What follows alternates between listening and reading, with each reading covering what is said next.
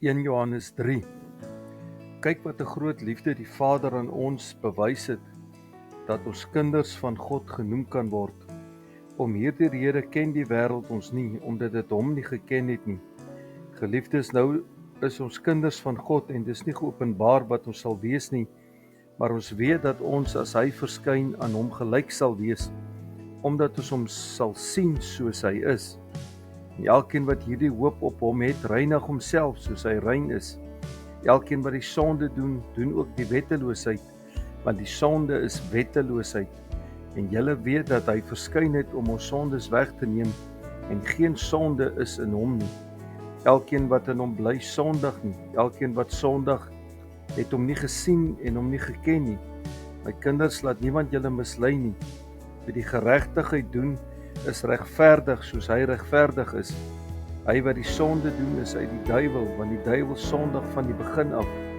Vir hierdie doel het die Seun van God verskyn om die werke van die duiwel te verbreek.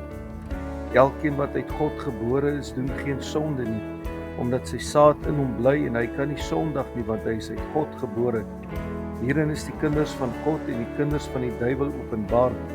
Elkeen wat die geregtigheid nie doen nie, is nie uit God nie, en hy ook wat sy broeder nie lief het nie. Want dit is die boodskap wat julle van die begin af gehoor het, dat ons mekaar moet lief hê. Nie soos Kain wat uit die bose was en sy broer doodgeslaan het nie. En waarom het hy hom doodgeslaan? Omdat sy werke boos was en die van sy broer regverdig. Verwonder julle nie, my broeders, as die wêreld julle haat nie.